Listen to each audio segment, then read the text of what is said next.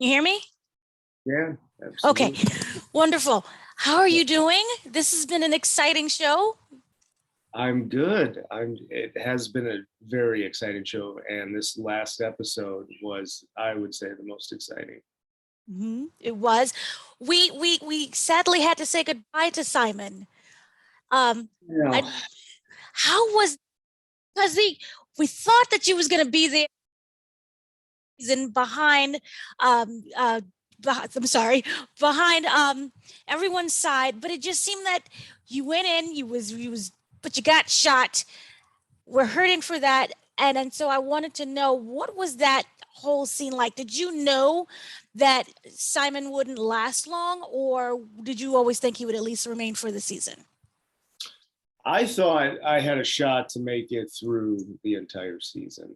I wasn't quite sure. I knew that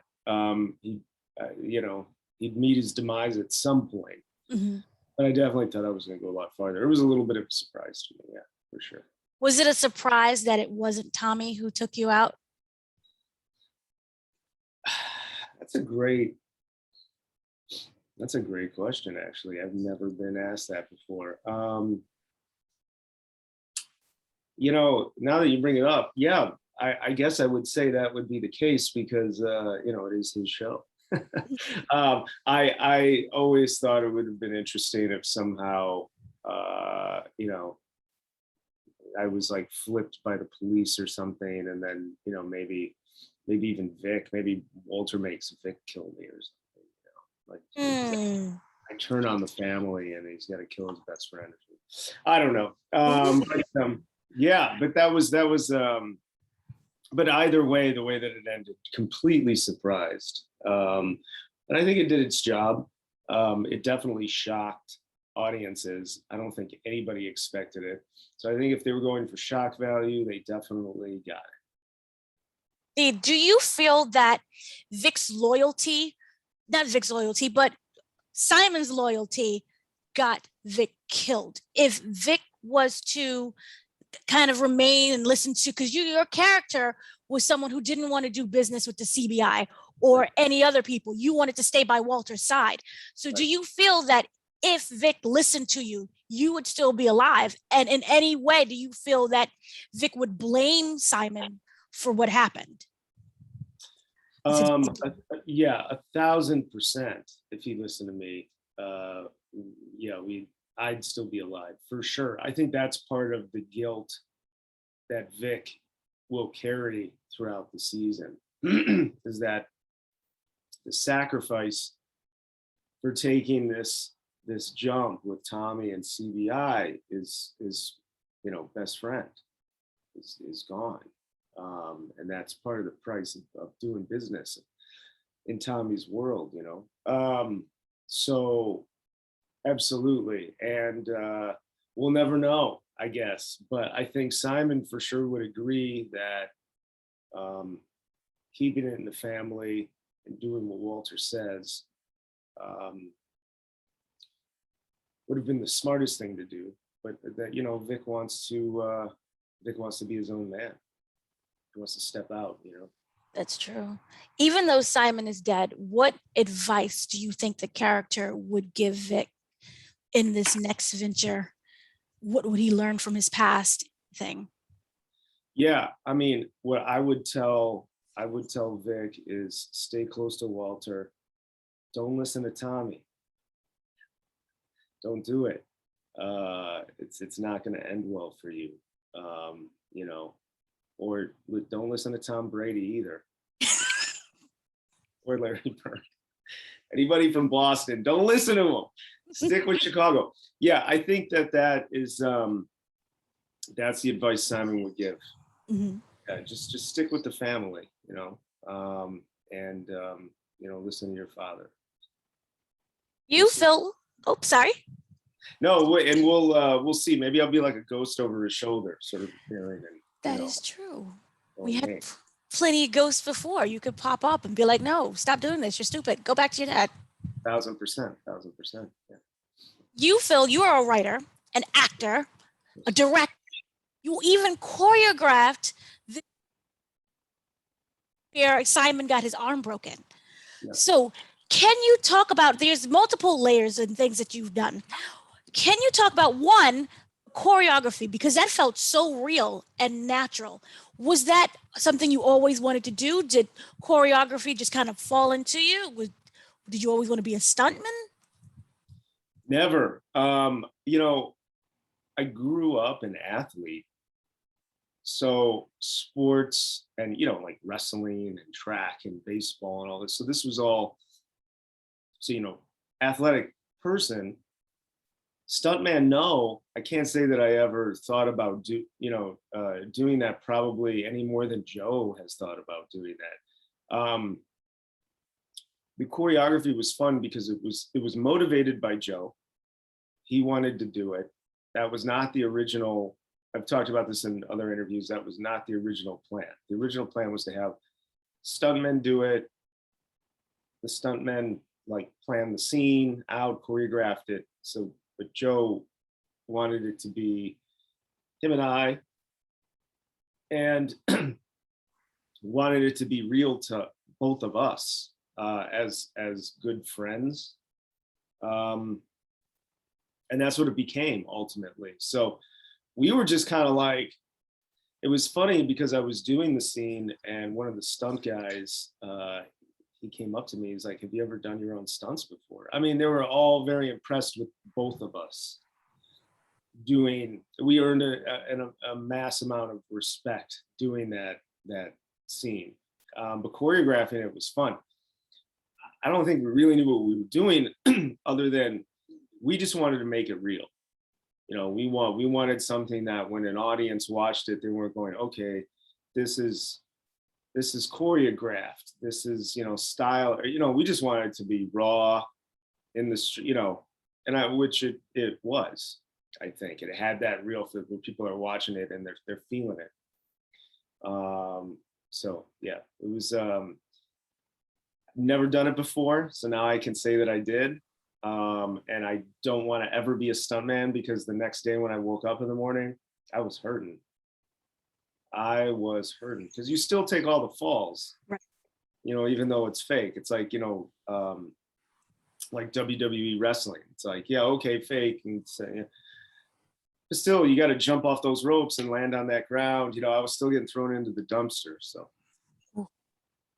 And now, as a writer, do you approach a character from that writer's mindset, or do you turn it off and be like, I'm in complete actor mode when it came to getting into Simon? That's a really great question. I typically turn it off because I do them all. It allows me to turn them off. So, you know, a lot of actors who don't write or don't direct or don't produce or don't know what goes into a lot of, you know, prep and behind the scenes, they will try to like write and redirect scenes and things, and they don't know what they're doing. They have no clue because they don't have that you know, that foresight, having had done those things. So typically, because I have such a great respect for writing, the craft of writing, for the craft of directing, when it goes into those you know, poor directors sometimes, like you know, Larissa on the pilot, she had a lot to get done in a very short amount of time. Eve on number 5, same thing. I mean, he had a lot to get done in a short amount of time. So I try to just turn it off and do what they say.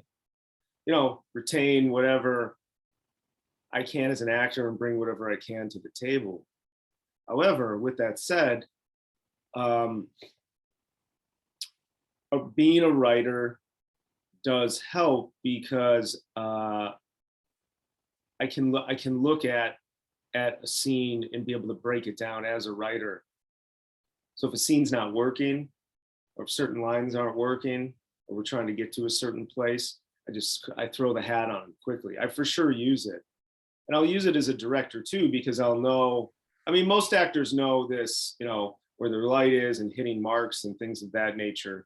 At least, you know, for me, when I'm in a scene, I can tell probably what a director needs to get, you know, ahead of time before they even say it. I'm like, okay, I know now we're going to go in for the close up, or we're going to flip around and come over here or whatever.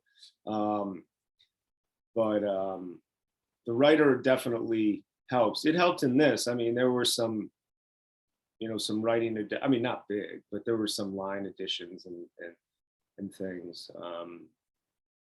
But typically try to turn it off. Now, we do know that Simon was a racist. He was a substance abuse. He had substance abuse problems.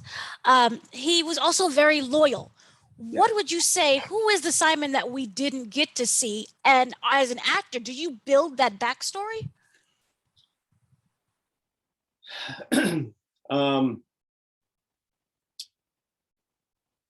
Yeah, it's good. Yeah, you're asking all the good ones this morning. I'm glad I've got the coffee. I'm glad I got the coffee. These are all very good questions. Well, backstory. Okay, a little bit.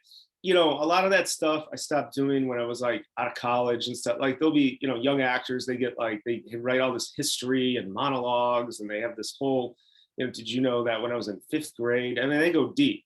I don't know that any of it really matters because it doesn't help me get to my like performance when it says action, and it's nothing that the audience ever knows. So I don't feel the need to do that. Other than needing to know that I was his best friend, Vic's best friend. That's about all the backstory I needed to be able to get to where I was going with the character.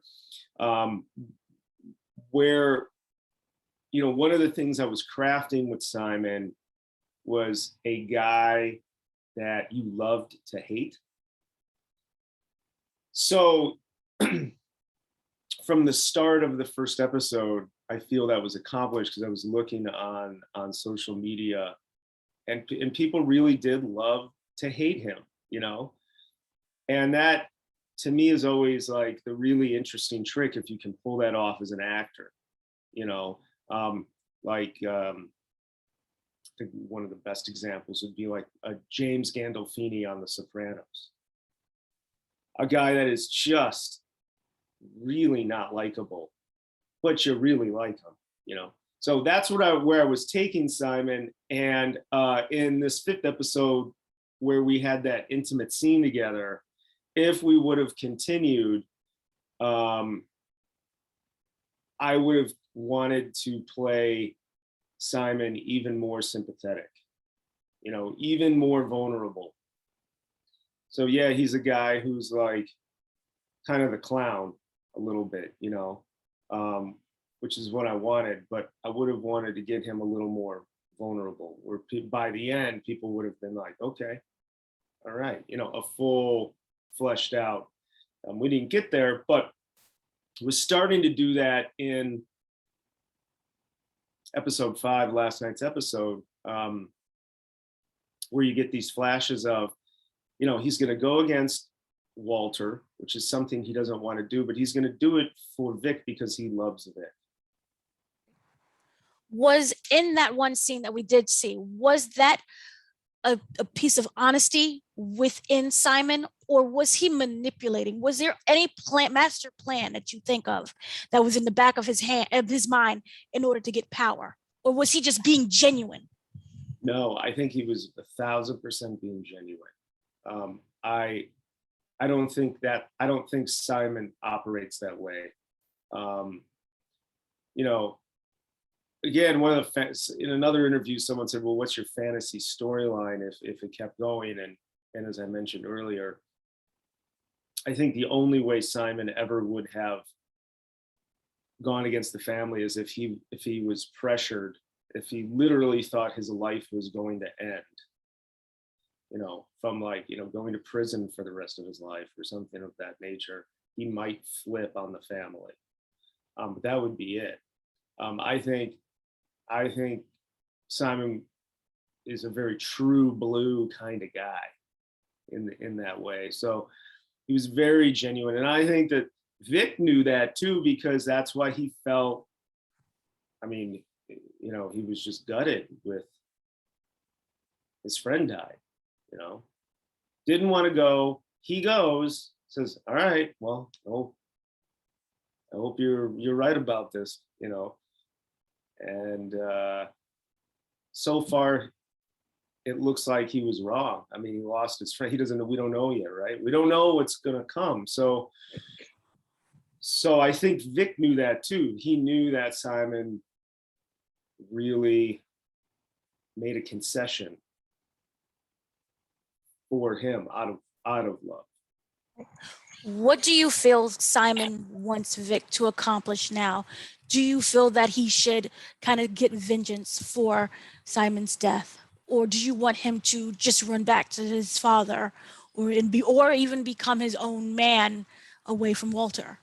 Yeah, I think Simon always wanted Vic to become his own man. And I think that's what Simon would want. I think it's like, at this point, there's no turning back. Blood's in the water. So now it's just like, okay, you made your bed, lie in it, let's go, get it done, and don't let Tommy, don't let CBI. I think also he would be like, Vic, get it all. Take everything. Take it. If it's on the table and there's all these different pieces, fuck it, take it all. I think that's what Simon would want Vic to do, is play it, but then do a big grab and take everybody out. Do it, ultimately for the family. If you want to do it your own way, do it your own way, do it for the family, because, as you said, Simon was a huge racist and selfish. Very true. And by the way, his substance abuse problem, he has a few drinks. He has a few too many drinks. I mean, come on. No, I'm kidding. Yeah, he's a huge substance abuse thing, just to wake up and then to go to sleep and to carry a conversation. Right, only those things. Only those, just a little bit. Exactly. Right. So you have a relationship with Joesph Sikora for like over 25 years. You guys are best friends. You've known each other. So what was it like playing a character that was against his? Because you would have think, oh, we could easily, as I'm your sidekick or I'm your best friend in the show. But no, I genuinely hate you. So what was it like playing against that? So much fun. I mean, just so much fun. I mean, that's how it had to be, I think. A mutual friend of ours, Craig, our buddy Craig, when I got cast, and he's known Joe just as long, if not maybe even a little bit longer.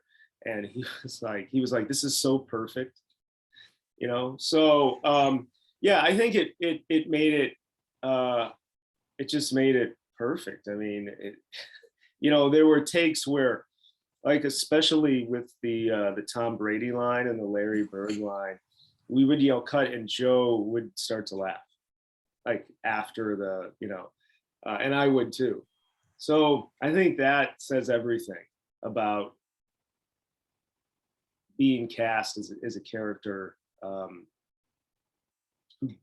doesn't like Tommy and wants to take it, who wants to take Tom, he's like, I'm Tommy. I'm the Tommy of Chicago. I don't know who you think you are, type thing. I mean, I think that was Simon's attitude. So, yeah, it was great. I think also the other thing is, Joe, I have I can't even put to words how much respect I have for him as an actor, and the amount that he's accomplished by being the star of his own show. It's just, I just have all the respect in the world for him. And so for me, though, knowing him so long, when I get on set, I'm not like, that's Joesph Sikora, the star of. I don't have that with him. I've got the respect, but at the same time, it's fun and it's loose. So I think that also allowed what we had on screen, because I'm just showing up and just working with my buddy.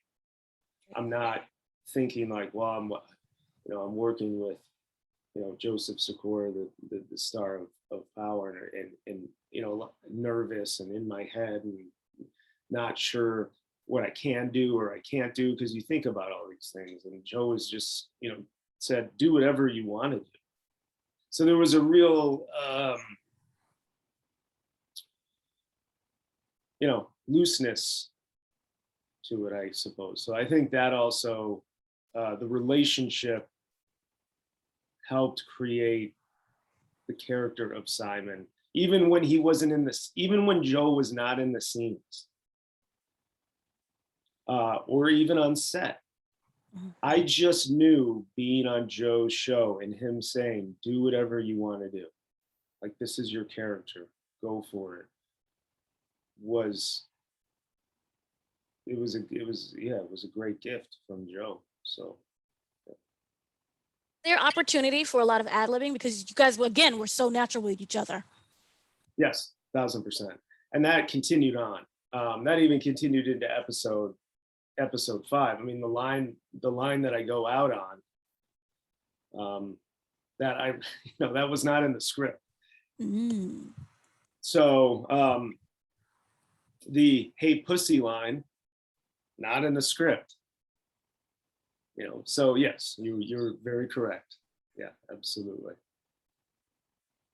Opportunity to engage or interact with any of the other characters from any of the Power universes.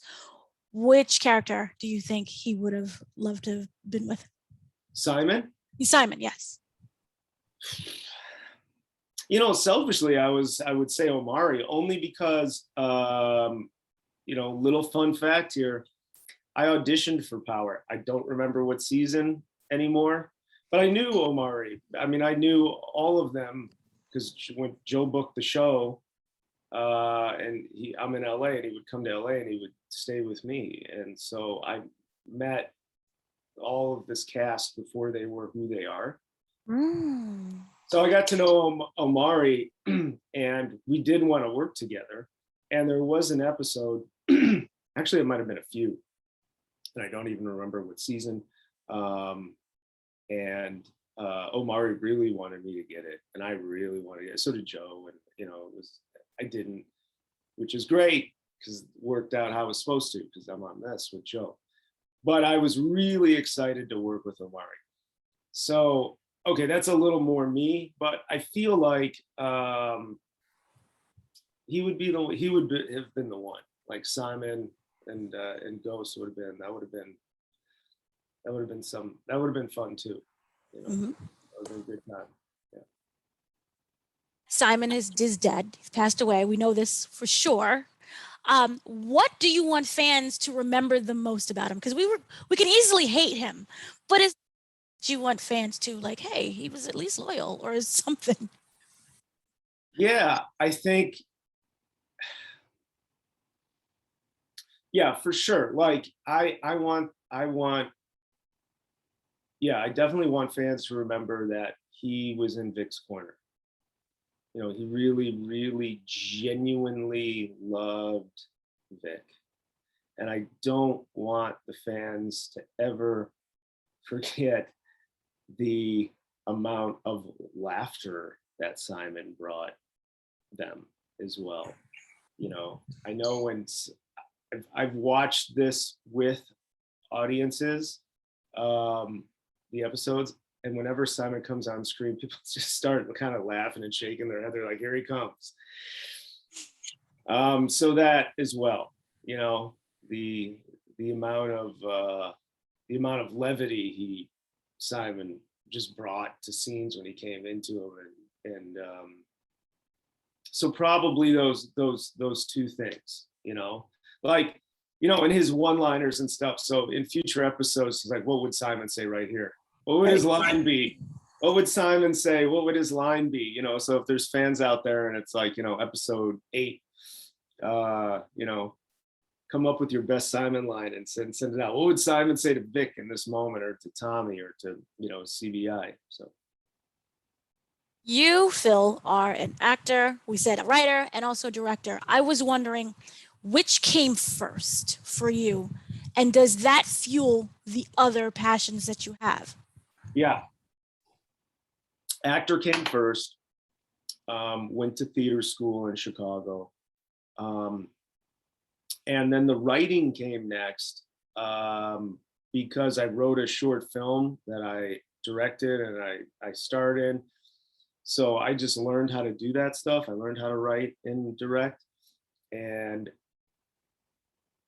it all sort of fuels each one. I feel like I have ADD in that way. So I'll direct something, and as soon as I'm done directing, I'll think, you know, God, get me in front of the camera. I can't, I'm so done directing. And the same with writing. I'll sit down, and if I'm writing a script, I'll start to write a script, and I'll just go into that zone, and I leave the acting and the directing far behind. And I think it allows me, you know, as we were talking earlier with the wearing different hats, it really allows me to just say, okay, I'm just acting in this project. You know, I don't live. I've learned I don't have to live or die by any of these anymore, because I can do all three. Because you are a writer and director, do you feel that you're more tapped into the emotional side of the character and also the visual look of the film? It's a good question. Sometimes I feel that it's a little bit of a hindrance to me as an actor, because I'll get I think too much sometimes. And that's the death of any actor, is thinking. Being in your head. You never, at least that's just my opinion on acting, you never want to be in your head. So sometimes the writer part of me, I'll read a script and it's, you know, this doesn't work. You know, and I'm like in my head and I'm thinking, well, how am I going to fix it? And how am I, you know, and that's not necessarily my job to do.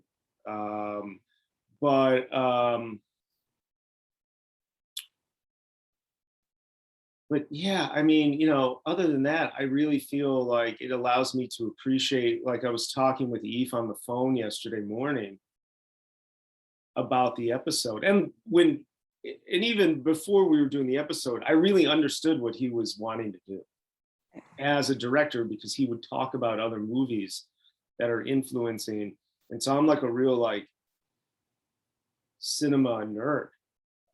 I've watched almost every movie. I mean, by the way, that's a huge thing to say. But I feel like I've watched almost every movie. I know a lot of cinema history from all over the world, and I feel like it really does help, and certainly helps as a writer too, to be able to look at a script and be able to, you know, really break it down and know, you know, what I got to do and probably what I shouldn't do. You know, there's a lot of actors who they're not writers, and they really think they are, and they really can fuck some shit up and make just everyone's life hell. You know, and so for me doing those jobs, and just like, this is the last thing this poor writer needs or director needs, is me thinking I know how to do their job, you know. So but yeah, but I think it definitely does. And knowing all the, you know, knowing behind the scenes stuff, the way the DP is working and the camera guys are working, because I've been on that side before, and I talk to them and I know their language they're speaking. All very much helps when you're an actor and in front of the camera. And then on the flip side of all that, so when I'm directing and I'm writing, I know the head of an actor, you know. Comes to acting from other movies, or do you pull from your own backstory or people you have known? I think all of the above, for sure, all of the above. For the character of Simon, I mean, you know, first to say, every actor is, you know, you're bringing yourself obviously you can't change who you are. So it's always, you know, whoever you're playing is always some slight different version of you to some degree, you know. You know, there's some actors who say, you know, oh, I don't want anyone to recognize me or anything like that, and I don't want to be myself. Well, you can't. There's no such thing as that. I mean, you are you are who you are. So that's just something that gets in the way. You should, you use who you are. You use the things that make you and unique, right? So with Simon, for example, I wasn't exactly sure what I was going to do, but there was a show that I really love, a reality show that Gordon Ramsay has called Kitchen Nightmares, which I love to cook. So there was an episode after I had booked the show. I was just simply watching this episode, and there was a guy on the show that was this like I think he was an Italian guy who owned a restaurant in Long Island, and he would like yell at his customers and to try to fight people in his restaurant. And I was like, okay, cool, that's Simon. That's the kind of guy Simon is. Like, I'm gonna play that. And then, growing up on the south side of Chicago, being Irish, all that, I grew up around a lot of these guys. So I for sure pulled from life. And then I'm a huge fan of The Sopranos. So I thought, well, this is my chance. this is it. This is a character who, like one of Simon's family members might have been on The Sopranos. So I pulled from all of those areas for sure. And I like to do all of that. And I like to, I'm a huge film fan. So I like to be able to, maybe I do a line like a certain actor did a line in a movie. If I get that opportunity, I'm like, oh wait, I've heard this before. Where did I hear this? Oh, Jimmy Cagney did it in whatever, and I could, or De Niro did it like this, or what, so. Yeah. Ever I have any dreams of kind of directing a episode of Power? That would be great. Joe mentioned it. He said, he's like, gotta get you in. You should direct an episode of Force. I'd love to. I'd absolutely love to. I would kill it. I would kill it. I know I would. So yeah, that would be great. Well, now, can you talk about any upcoming projects that you have? Something that maybe with Rolling Stone? Oh yeah, that's great. I'm glad that you did your research. Yeah, so there's an issue of Rolling Stone that's on the stands now, or you can get it online. And there's an article called "Undercover Nazi," which is about this FBI agent who broke open the largest white supremacy ring to date in America. And so we're developing that as a scripted television series. And the last 3 weeks has been awesome. We've had a lot of really amazing meetings with a lot of really amazing, very well-known people that so we'll be announcing soon, like who we're partnering with, and hopefully this thing's in production, and that's on my writing side. Mm-hmm. So that will be coming up soon, and everyone will see stuff in the press about it. So that's the beauty of being in this industry, is that I got to play Simon, a huge racist, and now I'm writing a show that I'm very passionate about, that is about sort of pulling the curtain back and showing a real problem in this country, and helping write something that can be a part of the solution on that. So that's the flip side of Phil Donlon's career. Into the mindset of a racist when you're writing the project? I know you can't fully talk about it, but for that project, do you have to get into that mindset and then make him a three-dimensional character? Yeah, I think anytime you're writing something, I've written a lot of, so mainly the stuff that I have written, and some of it I've written with Joe, it's crime. So it's a lot of bad people. Yeah, you do have to get in the in the head and the mind in a different way. In a different way. Something like this, what's great is that all of these people are alive and they exist. So you just sort of like, you don't have to make too much up because you know a lot of these people. I have the living person, the FBI agent that I can talk to about it. And he'll just tell me, this is how this guy was. These are the things he said. This is what he did for a job. This is what his parents were like. This, you know, so you don't have to. In fact, there's nothing better than the truth when you're writing. Always stick to that. That's always like a writing thing I was taught. Stick to the truth, because there's nothing more interesting than that usually. You know. How do you find the balance between the factual and making it your own? In the writing process? Yeah. Well, yeah, again, great question. I think as a writer, then so you've got all this stuff that's going on you go, okay, well, this is what really happened, but you only have, let's say, an hour to do it. Let's say you're doing a TV series, and then you get 10 episodes, and you get an hour each episode, and you go, okay, well, I've got 40 characters. Well, you can't have that many. So then you go, all right, how do I get this down to 10? So then you're taking like 3 people and combining them into one person, and you're taking multiple storylines that maybe happened in different parts of the country, and you're going, they're all going to happen in this city, or whatever. So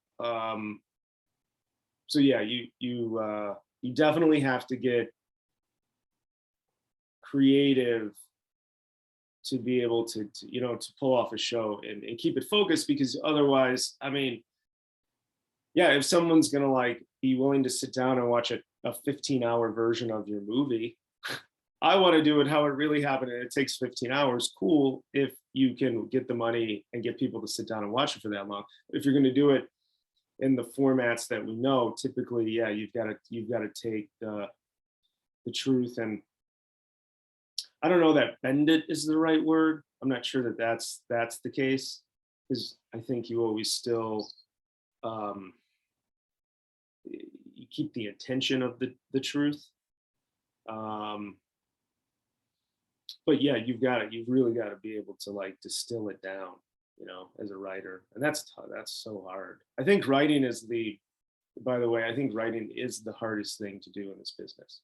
I don't think there's, and I'm not taking anything away from being a director or an actor, but for sure, I think writing is just so hard. And I think it's why there's so few writers, and there's so few writers that keep working all the time. This is just hard, so tough. And lastly, what would you say has been your greatest lesson so far, whether it's in the acting or the directing or filming, any kind of that line that you've learned that you're able to not only just put into your career, but as a person? Yeah, the tough ones. These are good. These are so good. Kudos to you for these. You're hitting me hard this morning with these. Okay. Well, I mean, I think, boy, not to take it so seriously. That is probably what I've come to learn the older I get. I was going to say that none of it matters. That's not true. It does matter. It does, but just not to take it. I used to take it. So, I take my career seriously, but I used to take stuff so seriously, and I've just realized, just to have more fun with it. So I think that's the thing that I learned, and to enjoy the moments as they're happening as much as I can, because I'm thinking about shooting Force last year when I'm watching the episodes, and it was being with that cast was like the equivalent to like a high school drama club. You know, like you're in high school, you're in drama club, and you all hang out together, you know, all the time. You do your plays together. You know, maybe you work together at like some day job somewhere. You know, whatever. It's like Right. it's just your little, and that's what that ensemble of that show was. We were like a bunch of high school theater nerds hanging out. And so I think that's the other thing, is like to remember just to enjoy all the moments that you have when you're shooting, because that was a special time that we're never, I can't recapture that. And I'm happy that I was fully there for every single moment that happened on set and off set with all of those people. Cause it was just, yeah, it was a special time. So those would be the things. Thank you so much for speaking with me. This has been so much fun. I've learned so much. I've learned Oh, about you and the character, and I look forward to your future projects that's coming up. So thank you. thank you very much. I really, you know, one of the things that I try to say in all my interviews is just, you know, I'm so grateful to people like yourself and the fans who have just wanted to even know more about me and want to talk about the character of Simon. So that, because that's why I created the character, and these were my hopes for the character. So it's like such a special thing to have everyone so interested in Simon McDougal, and keep an eye out for him, because you know you might see him again. Flashbacks? That's all I'm gonna say. Oh, You know, this ain't the, you know, you might see, you know, just wait till next week. Keep an eye out. Keep an eye out. excited for this now. Thank you so much. Absolutely. All right. Well, thank you. I really, really, yeah, appreciate it. Thanks. Problem. All right.